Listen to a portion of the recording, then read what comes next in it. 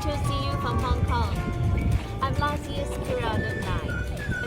I joined Kura in July 2019. Although I seldom go out, I want to show you some shops in Hong Kong. So I go to this central business area, the Tsim Sha Tsui. Not far from my home, I just want to show you my lovely homeland, Hong Kong, which is used to be so vibrant and prosperous.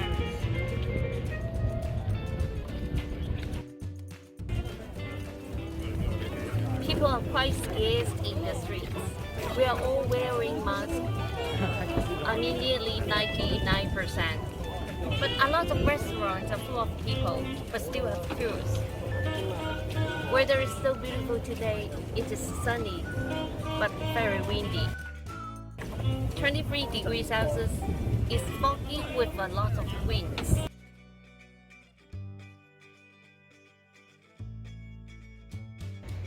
I miss my fellow residents very much. In fact, we kept in touch and wrote to each other up to now. Now that we are suffering from the pandemic, we must keep our spirits high. I wish everybody fine and all the best. Stay healthy and create great art. Back to my studio, I'm going to show you how to paint a mantis with a Chinese brush. Although we did not experience lockdown here in Hong Kong, we are advised to stay at home most of the time. So what I do is just painting, and painting. One of my artistic practice is Chinese painting. So I use brush, ink, and color to paint on rice paper. If you want to try, you may also use watercolor paper, and watercolor or poster color will do. If you want to try this approach, you must have a Chinese brush, which is of paramount importance in this approach. In Chinese painting, we always use the method of dipping color. Since we use brush for painting, brush is a kind of tool that carries a lot of water. So water controlling is of paramount importance. Actually, the basic skill is just a few steps. Wet the brush, put the brush into some water.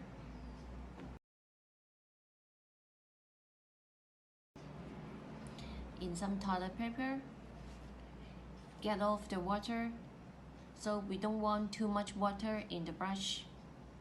Put into one color, say red, and then dip a little bit to another color, say ink. One stroke to finish. No reverse. Then the two colors will go into each other, creating a melting effect that makes your painting very artistic and beautiful. Today, I'm going to show you how to paint a praying mantis. I love these insects very much.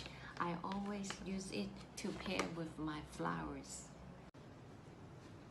I start with the head. I use green color.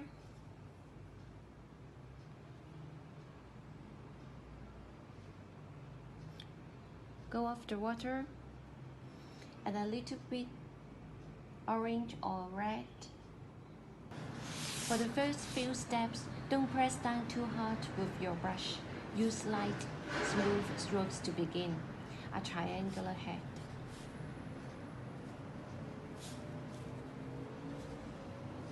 Another stroke for the throat. Then the chest also triangular shape, stop at the waist.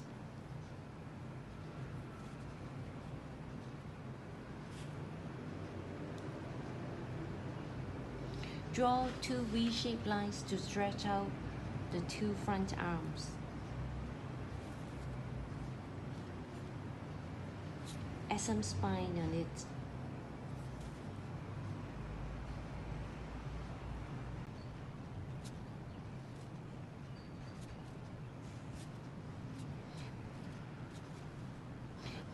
We stop here. We will finish the front arms later. Then I have to move on to the abdomen part. First, we draw the back of the abdomen, which is the most important part. I mean, it does need some skill. Put a point on the waist, and then go off all the colors, because we need some yellow. We need some lighter color.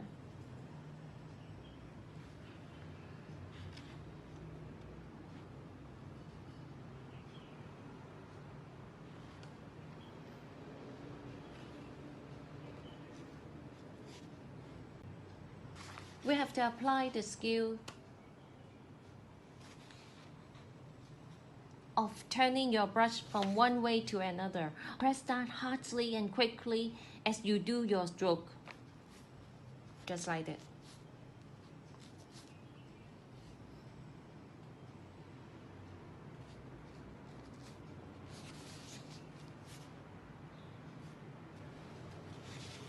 Just a few practice and then you can manage it. Then we paint the abdomen. Again, using the method of dipping color. Now we use green and white.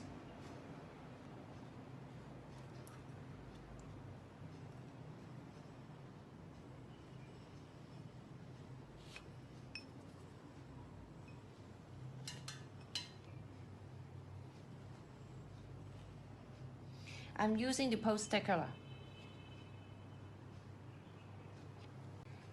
So again, wet the brush, get off the water, put into the white color,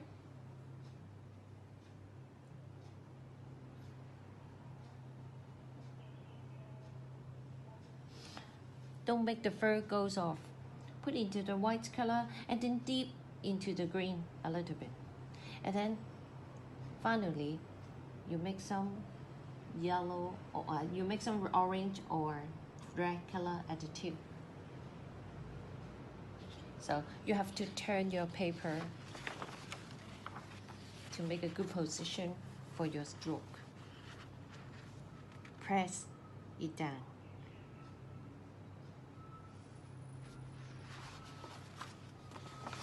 Then you have an abdomen that is very colorful.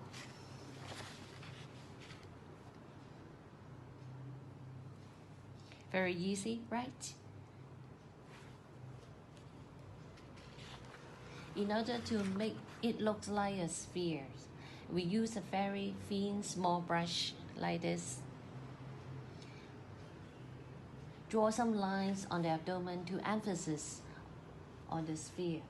We use dark color with a little bit green.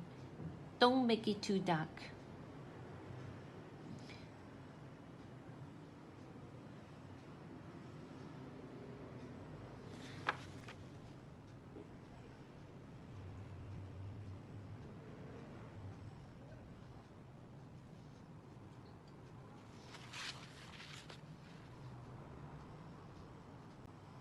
Make some dots.